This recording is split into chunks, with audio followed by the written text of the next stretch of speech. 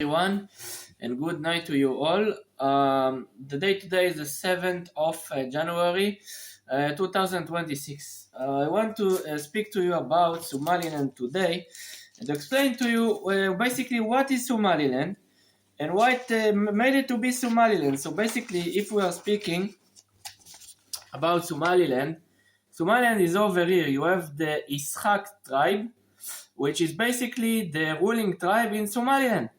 But what is so important about this tribe?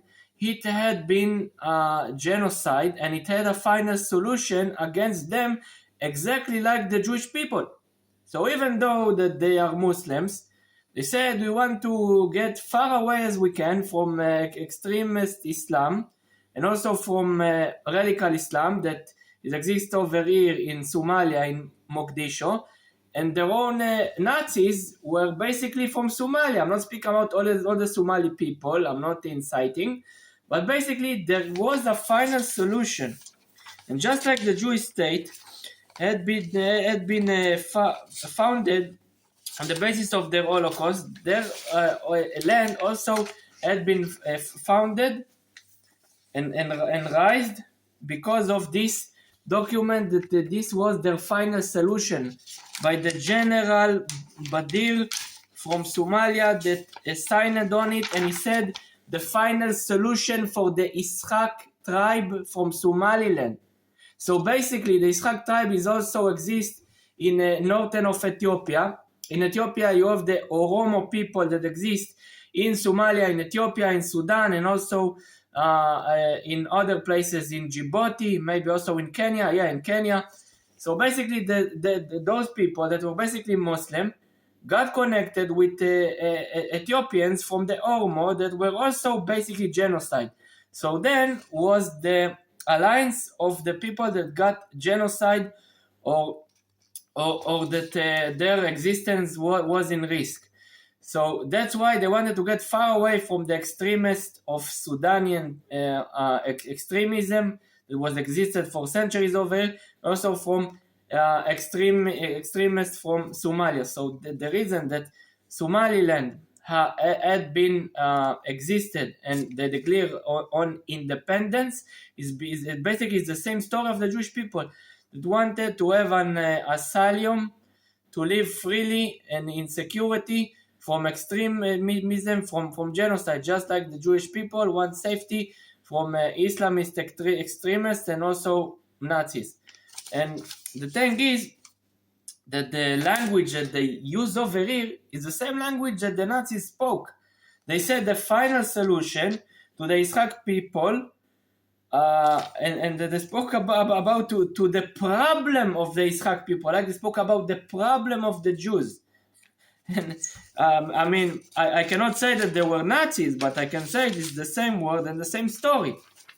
Over here from Sudan, you have the Mahdist country that was basically a Tawahid ISIS country that were saying that everyone that doesn't accept this guy, this Muhammad Ahmed, as a ruler, as a Mahdi, and I need to declare La ilaha illallah, there is no God beside God, and also that he is the Mahdi. Eventually, he had been killed. So basically, you had extremism in Somalia and in Sudan, where you have normal places.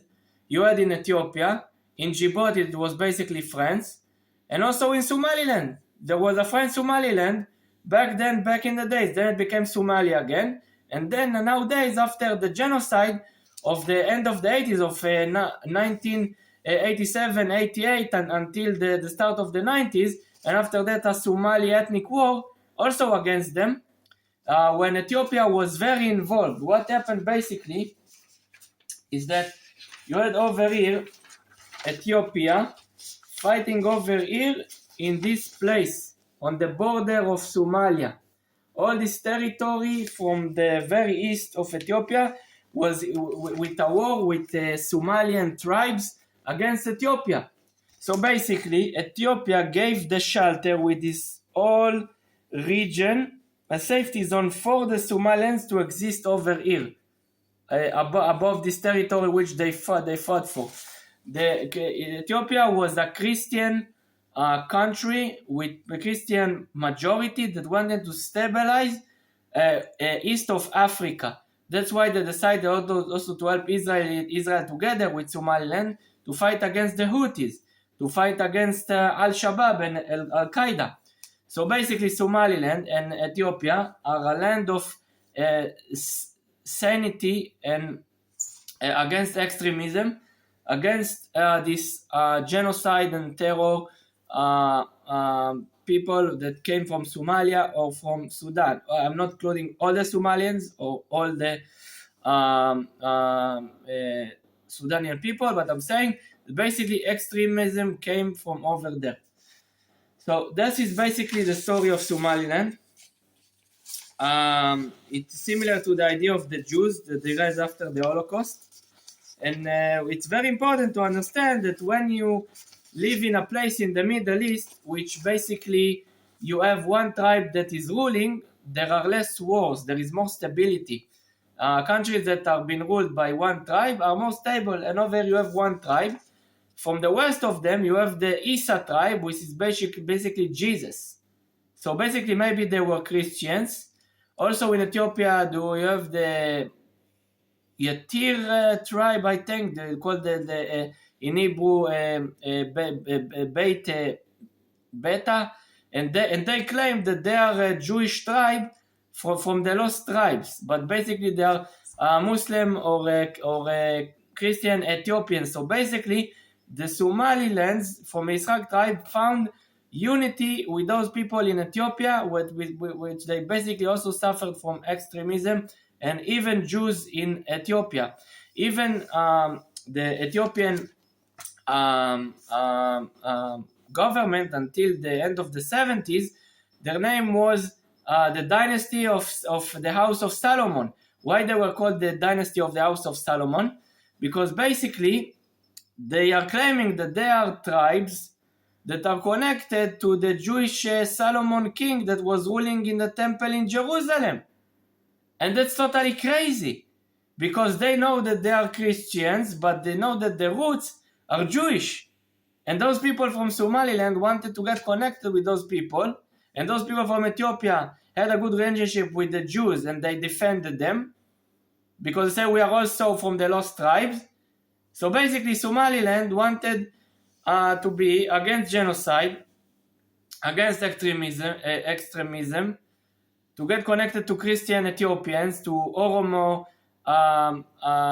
chased people that they were chasing after them. The Oromo can be Muslim or Christians, but basically because of their ethnicity as a tribe, they were being chased. And also Christians in Ethiopia. So that's basically the story of Somaliland, story of people who wanted to change their mind and not be a part of radical Islam. They want a good relationship. What is funny that Erdogan right now, if I can say a word about Turkey, he wanted basically to say, why you are in bad relationship with Somalia? This place is illegal, Somaliland. Who invented it? They are saying in the 12th century, we brought you into Islam, we educated you, we made you who you are. But actually they see that Turkey is going with radical Islam, going with ISIS, going with Al-Qaeda. They're claiming to go against ISIS, but they supported them in the civil war because they were afraid of them, so they were supporting them because of gas prices and other things. And then the Egyptians comes in a place that was being called Fontland over here.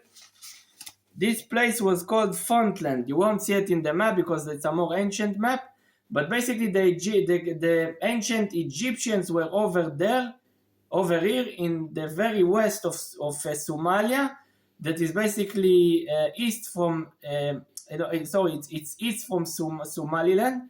And over here you had the Fonts. So basically also Egypt, with their hypocrisy, are against Somaliland, and basically Egypt is trying to be a secular state with a differentiation between country and state. They don't want the religion to rule the state, and they are not going against those extremism. So they are playing a double game. Also because they have a problem with Ethiopia, because they are stopping them the water flow.